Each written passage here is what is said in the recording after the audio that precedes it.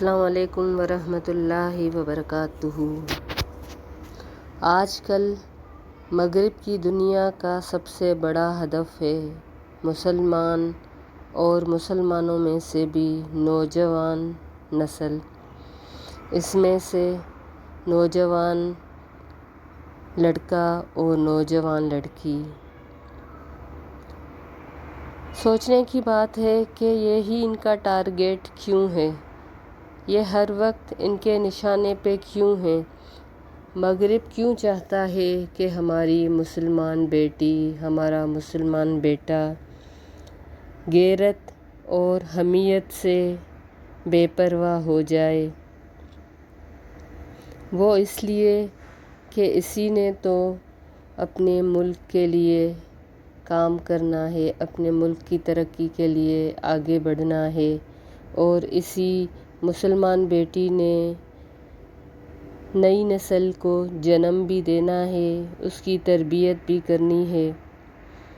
تو اگر یہ نسل ایک مفید، درد مند، غیرت مند، مضبوط، توانا اور طاقتور فرد بنائے گی تو اس سے کیا ہوگا کہ قوموں کی بہترین تعلیم و تربیت، پرورش ہوگی، قوم اور دین کو فروغ ملے گا۔ اسی لیے یہ مغرب چاہتے ہیں کہ ہماری یہ نسل ان کے طریقے پہ چلے، اس لیے یہ ان کا اصل ہدف ہے۔ آپ ہر جگہ دیکھیں، امت مسلمہ کی معصوم، بھولی بھالی اور دین اسلام سے والہانہ محبت رکھنے والی بچیوں کو ہدف بنا لیا جاتا ہے۔ ان کا ذہن اور طرز زندگی بدلنے کے لیے ایڑی چوٹی کا زور لگا دیا جاتا ہے، ہر حربہ آزما لیا جاتا ہے، کسی طرح سے بھی ہو، چاہے سوشل میڈیا ہو، چاہے ڈرامے، چاہے فلمیں، چاہے یونیورسٹیاں ہوں۔ ان کا ایک ہی ہدف ہے کہ ان کی حیا، ان کے سروں پہ اسکارف، دوپٹہ اور حجاب ہٹا دیا جائے۔ اگر کوئی مسلمان بچی پردہ کرتی ہے اور سر ڈھانپتی ہے تو اس کو تضحیک کا نشانہ بنایا جاتا ہے، اپنی ہم جولیوں سے، اپنی کلاس فیلو سے ان کو نشانہ بنایا جاتا ہے، اور وہ ماحول میں اس قدر اجنبی بن کے رہتی ہے کہ عافیت اس کو اسی میں لگتی ہے کہ اپنے سر سے حجاب، اسکارف اور دوپٹہ ہٹا دے، جو کہ ان کا اصل مقصد ہے۔ مگر یہ کہ الا ماشاء اللہ جس کا ایمان بہترین طریقے کا ہو، جس کی تربیت بہترین طریقے سے کی گئی ہو، تو کیا ہوتا ہے کہ یہ بچیاں ان ماحول میں اپنے آپ کو تضحیک کا نشانہ بنتے دیکھتی ہیں تو سوچنے پہ مجبور ہو جاتی ہیں کہ ہمارا کیا قصور ہے۔ اگر فیمنزم میں یہ کہا جاتا ہے ہمارا جسم ہماری مرضی، تو ان باحیا بچیوں کے مطابق بھی ان کا سر، ان کا جسم، ان کی مرضی۔ اگر یہ سر پہ دوپٹہ اوڑھتی ہیں، حجاب لیتی ہیں، عبایا لیتی ہیں تو ان کی مرضی ہے، تو پھر کیوں ان کو نشانہ بنایا جاتا ہے؟ مقصد کیا ہے کہ امت مسلمہ کے بچیوں کو آوارہ بنانا، ان کے گھروں میں اپنا تمدن، اپنا طریقہ اور اپنے رواج، اپنی ثقافت اور اپنی چیزیں جو ان کی بیہودہ ہیں، جن کے لیے ہم کہتے ہیں کہ کیا حرج ہے اگر سالگرہ کر لی جائے، کیا حرج ہے اگر چہرہ نہ ڈھانپا جائے۔ پردہ تو دل کا ہوتا ہے، جی ہاں، پردہ دل کا ہوتا ہے، اسی لیے کہا جاتا ہے کہ پہلے دل کا پردہ کیا جائے، اور اگر دل کا پردہ ہی کافی تھا تو سورہ نور میں مسلمان مردوں سے اور مسلمان عورتوں سے یہ کیوں کہا گیا کہ اپنی نظروں کو نیچے رکھیں؟ یعنی نظر ہی اصل میں شیطان کا پہلا نشانہ ہوتی ہے، تو پھر دل کا پردہ کون سا ہے ان کے مطابق؟ وہ زمانہ جس میں ہمارے نبی صلی اللہ علیہ وسلم خود موجود تھے، اس وقت پردے کی آیات نازل ہوئیں، جبکہ وہ زمانہ تھا جب شریعت نافذ ہو رہی تھی۔ صحابہ، ان کی ایمان کے کیا کہنے، صحابیات، ان کے کیا کہنے، ان کے تقوی ایمان کے کیا کہنے، تو کیا ان کا دل پردے دار نہیں تھا؟ ان کا دل اصل دل نہیں تھا کہ جس کا پردہ کافی تھا اور ان کو کھلے عام گھومنے پھرنے کی اجازت ہوتی؟ نہیں، ایسی بات نہیں ہے۔ اصل میں ایک باحیا عورت اور ایک باحیا مرد ہمیشہ اپنی نظروں کو نیچے رکھتے ہیں، اور اس کے لیے سب سے مؤثر چیز پردہ ہی ہے۔ تو سوچا کہ بہت ساری صحابیات جو ہمارے لیے آئیڈیل ہونی چاہیے، بجائے اداکاراؤں کے، بجائے معاشرے میں ان عورتوں کے جو بہت ترقی یافتہ ہیں، کس وجہ سے کہ انہوں نے کام کیا بغیر پردے کے، تو ہماری وہ آئیڈیل بن گئی ہیں کہ دیکھیں بغیر پردے کے انسان کتنا ترقی کر سکتا ہے۔ پردہ اصل میں ترقی کے راستے میں رکاوٹ سمجھا جاتا ہے۔ حالانکہ اگر ہم دیکھیں بہت سی باپردہ خواتین فوج میں بھی بڑے بڑے عہدوں پہ رہیں، پائلٹ بھی بنیں، مسلمان تھیں لیکن باپردہ تھیں، یہاں تک کہ خلائی اسٹیشن پہ بھی خواتین جو پردہ کرتی ہیں آج کے زمانے میں موجود ہیں۔ تو ہمیں ان عورتوں کا اسوہ اختیار کرنا چاہیے، اور اس کے علاوہ بہت ساری صحابیات ہیں جن کا اسوہ ہمارے لیے جینے کی راہ متعین کرتا ہے۔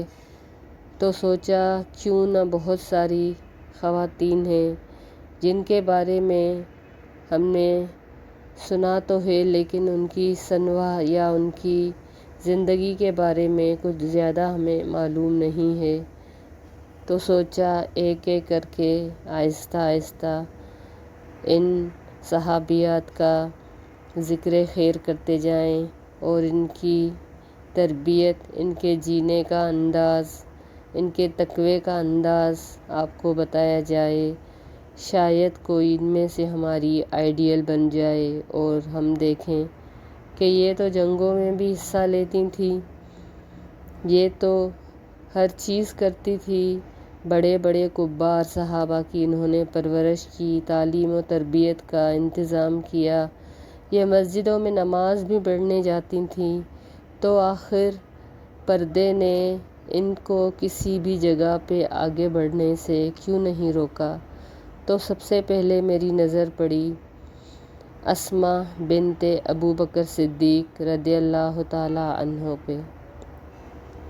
یہ ان کی صاحبزادی ہیں، حضرت ابو بکر رضی اللہ تعالیٰ عنہ آپ جانتے ہیں آپ صلی اللہ علیہ وسلم کے بہترین دوست تھے، جو ہجرت کے وقت بھی رسول اللہ صلی اللہ علیہ وسلم کے رفیق سفر اور غار ثور کے دوسرے مکین تھے۔ حضرت اسماء بنت ابو بکر کی والدہ کا نام قتیلہ بنت عبد العزیٰ تھا اور خاوند میدان جہاد کے نامور شہسوار اور اسلام قبول کرنے میں سبقت حاصل کرنے کا اعزاز حاصل کرنے والے جلیل القدر صحابی سیدنا زبیر بن عوام رضی اللہ تعالیٰ عنہ تھے۔ یہ کون تھے؟ یہ آپ صلی اللہ علیہ وسلم کی پھوپھی صفیہ کے بیٹے تھے۔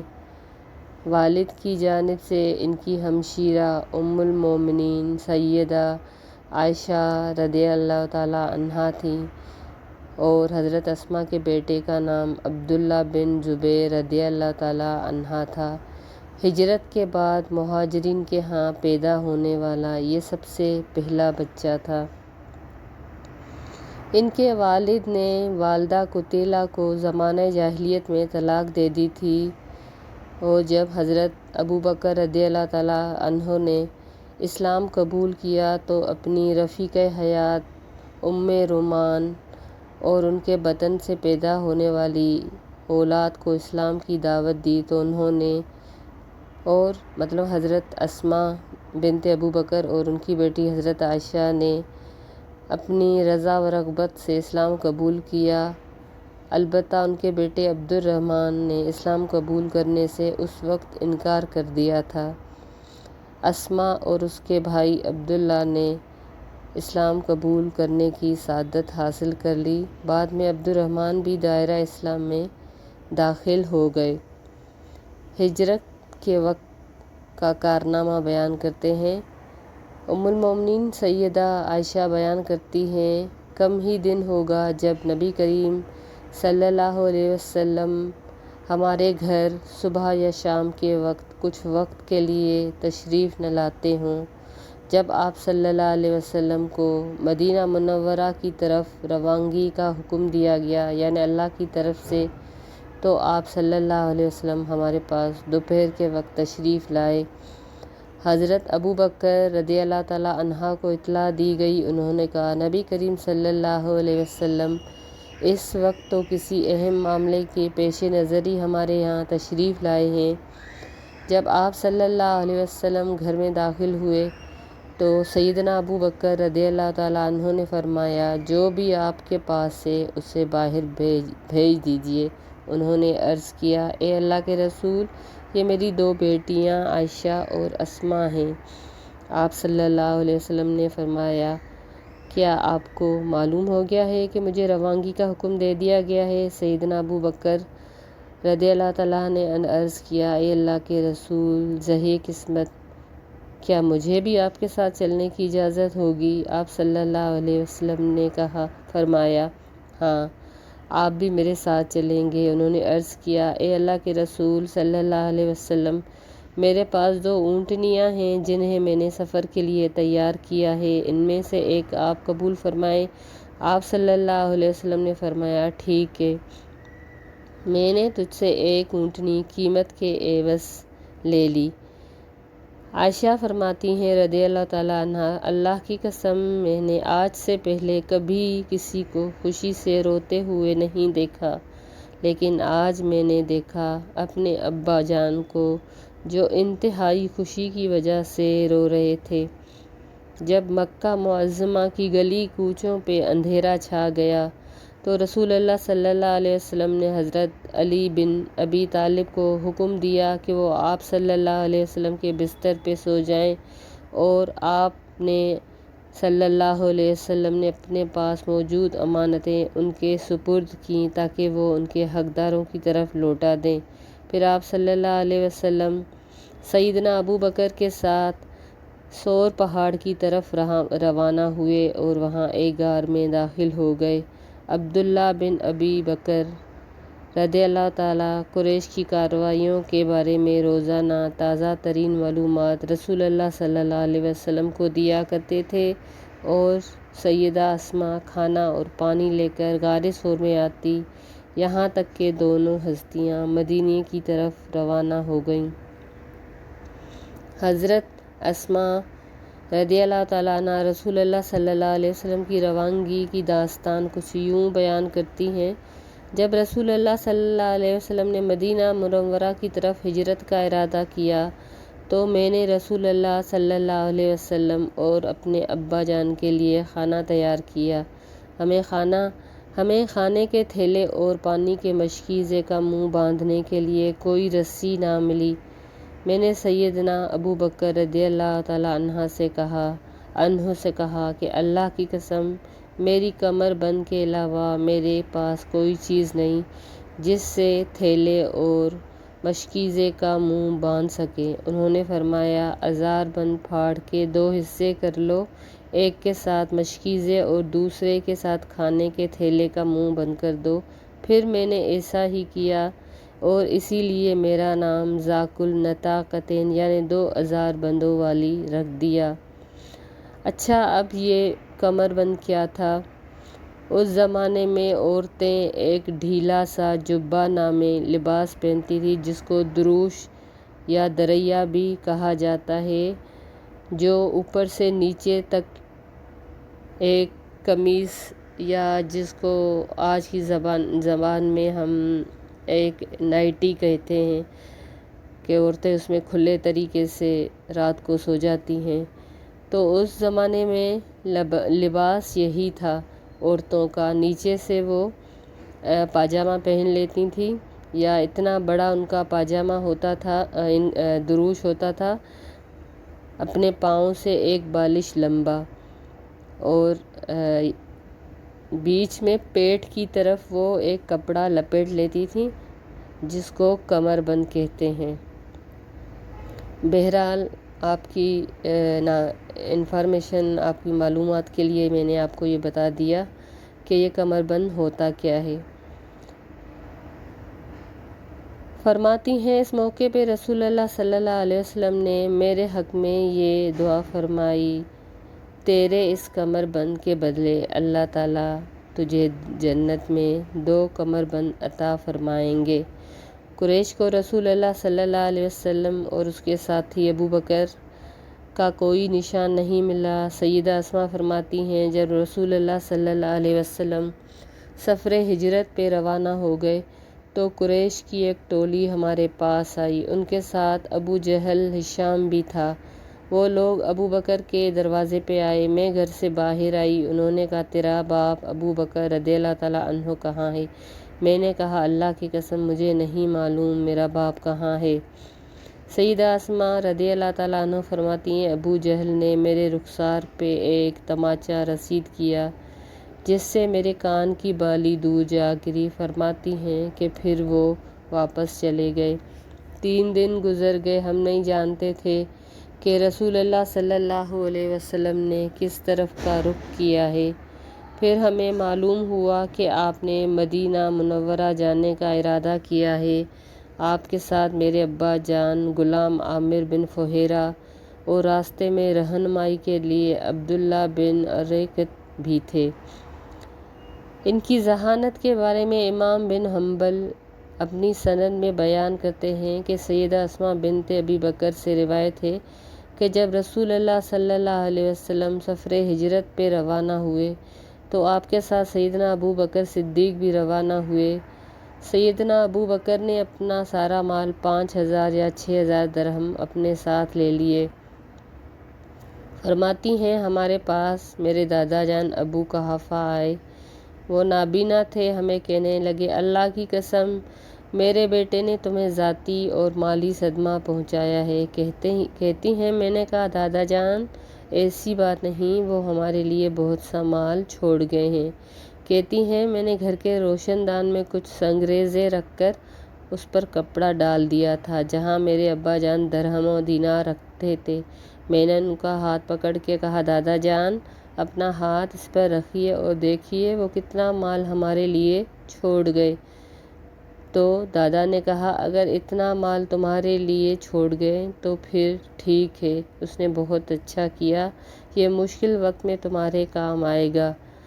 فرماتی ہیں، اللہ کی قسم انہوں نے ہمارے لیے کوئی چیز نہیں چھوڑی تھی، لیکن میں نے چاہا کہ اس طرح سے بوڑھے دادا جان کی تسلی ہو جائے۔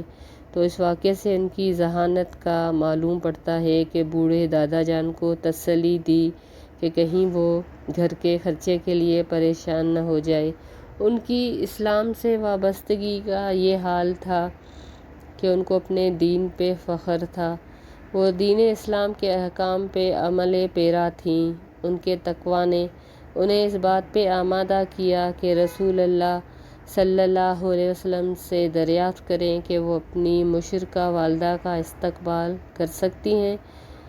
امام مسلم رحمہ اللہ نے سیدہ اسماء کے حوالے سے یہ روایت اپنی کتاب صحیح مسلم میں نقل کی ہے کہ سیدہ اسماء بنت ابو بکر فرماتی ہیں کہ میں نے عرض کیا، اے اللہ کے رسول، میری والدہ میرے پاس بڑی چاہت لے کر آئی ہیں، کیا میں ان سے صلہ رحمی کر سکتی ہوں؟ آپ نے فرمایا ہاں۔ ایک دوسری روایت اس طرح سے ہے، کہتے ہیں کہ ہمیں ابو اسامہ سے ہشام سے اس نے اپنے باپ کے حوالے سے یہ حدیث بیان کی کہ حضرت اسماء سے وہ فرماتی ہیں، میرے پاس میری والدہ اس دور میں آئیں جب کہ رسول اللہ صلی اللہ علیہ وسلم نے قریش کے ساتھ معاہدہ کر رکھا تھا، مطلب ایک قریش کے ساتھ معاہدہ کیا تھا کہ ہمارے جو لوگ آپ کے پاس آئیں گے آپ ان کو ہمارے پاس لوٹا دیں گے، اور مسلمانوں میں سے کوئی قریش کے پاس آئے گا تو ہم نہیں لوٹائیں گے۔ اس وقت مصلحت کے حساب سے آپ صلی اللہ علیہ وسلم نے ان کی یہ شرط قبول کر لی تھی۔ بہرحال ان کی یہ والدہ مشرکہ تھیں جن کا ہم پہلے ذکر کر چکے ہیں، تو انہوں نے نبی کریم صلی اللہ علیہ وسلم سے یہ فتویٰ طلب کیا کہ میری والدہ مجھ سے بڑی چاہت سے ملنے آتی ہیں، میں ان سے مل سکتی ہوں؟ تو آپ صلی اللہ علیہ وسلم نے فرمایا ہاں، تم اپنی والدہ سے ملو۔ سیدہ اسماء نے اپنی والدہ کو اپنے گھر میں داخل ہونے سے روک رکھا تھا، لیکن جب انہوں نے نبی اکرم صلی اللہ علیہ وسلم کا یہ فرمان سنا تو اپنی والدہ کو اپنے گھر میں داخل ہونے کی اجازت دے دی اور ان کے تحائف قبول کیے۔ آپ دیکھیں کہ انہوں نے اپنی ماں سے ملنا اور اسلام دونوں میں سے پہلے اسلام کو چنا، فتویٰ لیا، شریعت کو ترجیح دی، شریعت کے فرمان کے مطابق پھر وہ اپنی ماں سے ملیں، حالانکہ ماں کا رشتہ ایسا ہے کہ ان کو دیکھ کے کہاں ان کو یہ چیز یاد رکھنی چاہیے تھی کہ پہلے یہ بات نبی کریم صلی اللہ علیہ وسلم سے پوچھنی چاہیے یا نہیں۔ یہ اسلامی احکامات پہ بڑی مضبوطی اور دل جمعی سے عمل پیرا تھیں۔ ان کی عظمت، ان کی سربلندی کو سلام ہو، اور اللہ نے ایسے ہی لوگوں کے لیے فرمایا ہے کہ حنفاء للہ غیر مشرکین، کہ یکسو ہو کے اللہ کے بندے بن کے رہو اور اس کے ساتھ کسی کو شریک نہیں کرو۔ ان کا تقویٰ دن کی طرح روشن واضح تھا اور سورج کی طرح واضح چمکدار تھا۔ وہ ہر قسم کے شرک سے پاک تھیں۔ ان کے ہاں پہلے بچے کی پیدائش، آپ کو پہلے بتا دیں کہ ان کا نکاح حضرت زبیر سے ہو چکا تھا، تو سیدنا علی بن ابی طالب جب تمام امانتیں اہل امانت والوں کو سپرد کر کے نبی کریم صلی اللہ علیہ وسلم کی بچیوں حضرت فاطمہ اور حضرت ام کلثوم کو لے کے ہجرت پہ روانہ ہوئے، تو اس قافلے میں عبداللہ بن ابی بکر، سیدنا ابو بکر صدیق کی بیوی سیدہ ام رومان اور دونوں بہنیں سیدہ عائشہ اور سیدہ اسماء بھی شامل تھیں۔ سیدہ اسماء رضی اللہ تعالیٰ عنہا اس وقت حمل سے تھیں۔ جب مدینہ منورہ میں پہنچی تو انہوں نے نومولود کو جنم دیا، جسے اس کی ہمشیرہ سیدہ عائشہ اٹھا کر رسول اللہ صلی اللہ علیہ وسلم کی خدمت میں حاضر ہوئیں۔ آپ نے اسے گھٹی دی اور اس کا نام عبداللہ رکھا۔ یہ نہایت صبر کرنے والی خاتون تھیں۔ ان کے خاوند حضرت زبیر بن عوام، انہوں نے ان کے ساتھ بڑی ہی مفلسی کی زندگی گزاری۔ گھریلو کام کاج، اپنے خاوند کی گھوڑی کی دیکھ بھال ان کو مشقت دیتی تھی کیونکہ عمر بھی ابھی چھوٹی تھی، اور اس کے علاوہ نازو نام میں حضرت ابو بکر کی بیٹی تھی، پلی ہوئی تھی، لیکن حضرت زبیر کے حالات کچھ اچھے نہیں تھے۔ اس کے علاوہ بھی حضرت زبیر تھوڑے سے سخت مزاج تھے۔ کہتے ہیں کہ ان کے باپ کی وفات بچپن میں ہی ہو گئی تھی، لہٰذا ان کو ان کی ماں نے سخت حالات میں پرورش کی تھی اور اس کو جنگجو بنانے کے لیے سخت ترین حالات میں اس کو سخت جان بنایا، تو اس طرح سے ان کی طبیعت میں بھی ایک سختی آ گئی تھی۔ بہرحال حضرت اسماء نے اس صورتحال کی اپنے ابا جان حضرت ابوبکر صدیق سے شکایت کی تو انہوں نے اسے صبر کی تلقین کی۔ تھوڑے عرصے بعد سیدنا زبیر بن عوام کی مالی حالت بہتر ہو گئی، مال و دولت کی فراوانی ہو گئی، لیکن اس مال و فراوانی اور گھریلو خوشحالی نے بھی سیدہ اسماء کے طرز زندگی میں کوئی تبدیلی پیدا نہ کی۔ یہ دل کی بڑی غنی تھی، دنیاوی چمک دمک ان کی طبیعت پہ قطعاً اثر انداز نہیں ہوتی تھی۔ وہ شریف الطبع اور بہت ہی زیادہ صدقہ خیرات کرنے والی تھیں۔ جب وہ بیماری میں مبتلا ہونے کے بعد شفا ہوئیں تو اللہ کے شکر کا اظہار انہوں نے ایسے کیا کہ اپنے غلام آزاد کیے۔ ہمیشہ اپنی اولاد کو سخاوت کی تلقین کرتیں، فرماتیں انفقوا وتصدقوا ولا تنظروا الفضل، خرچ کرو، صدقہ خیرات دو اور فراوانی کا انتظار نہیں کرو، یعنی یہ نہ سوچو کہ ابھی میرے پاس کچھ نہیں ہے، جب میرے پاس کچھ ہوگا تب ہی میں صدقہ کروں گا۔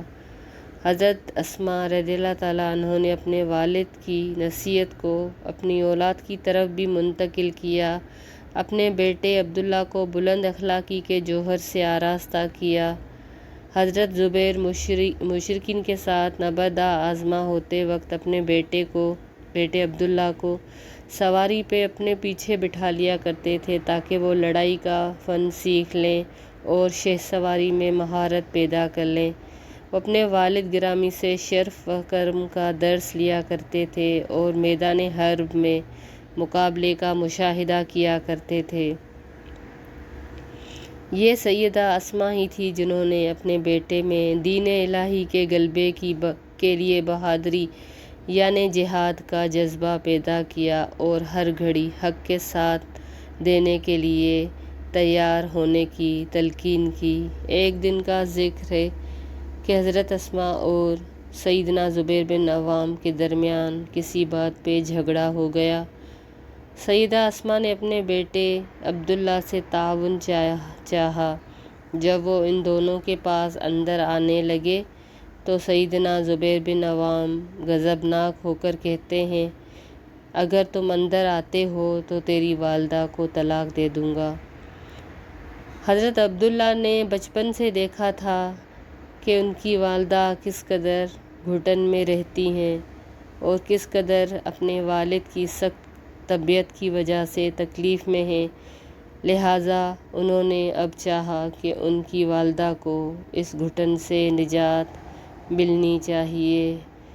نہایت کڑے دل سے وہ اندر داخل ہوتے ہیں اور زبیر بن عوام نے اپنی بیوی سیدہ اسماء کو قطعی طلاق دے دی۔ اس طرح دونوں میں ہمیشہ کے لیے جدائی ہو گئی۔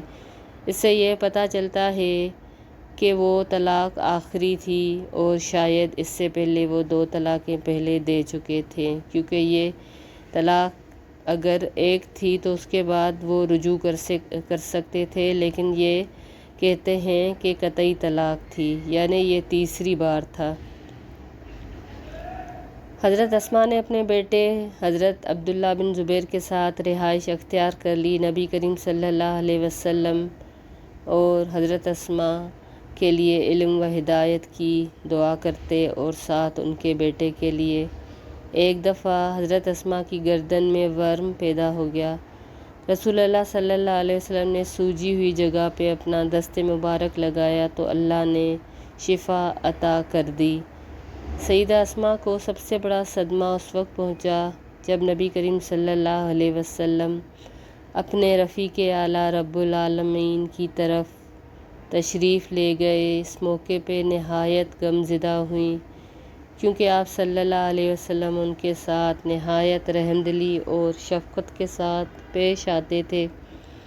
رسول اللہ صلی اللہ علیہ وسلم کے بعد وہ ایک بہترین سہارے سے بھی محروم ہو گئی جو ان کی دلجوئی کرتے تھے۔ پھر کچھ عرصے کے بعد ہی ان کے ابا حضرت ابو بکر بھی اس دنیا سے چلے گئے، جس سے یہ دوہرے صدمے سے دوچار ہوئیں۔ یہ بڑی انوکھی بہادری رکھتی تھیں، بڑی ہی ثابت قدم خاتون تھیں۔ اپنے بیٹے عبداللہ کے ساتھ زندگی کے دن بسر کرنے لگی۔ ان کے بیٹے نہایت بہادر اور جواں مرد شخص تھے جس نے اپنی والدہ کی نگرانی میں پرورش پائی تھی۔ انہوں نے اپنے بیٹے کو نبی کریم صلی اللہ علیہ وسلم کے خصائص سے آراستہ کیا تھا۔ دن گزرنے لگے، عبداللہ بن زبیر دانشور بن گئے، شمشیر زنی میں مہارت حاصل کر لی۔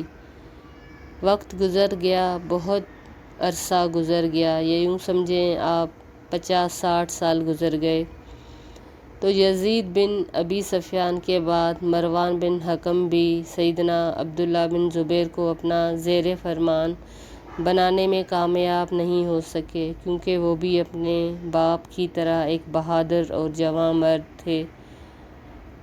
تو جب ان کا بیٹا عبد الملک بن مروان اقتدار میں آیا اور اس نے عراق کے گورنر حجاج بن یوسف کے ساتھ اس بات پہ اتفاق کیا کہ عبداللہ بن زبیر کو طاقت کے زور پر مطیع فرمان کیا جائے، یعنی کہ اس کو اپنے نیچے کیا جائے یا زیر کیا جائے، تو اس مقصد کے لیے انہوں نے مکہ معظمہ پہ چڑھائی کی،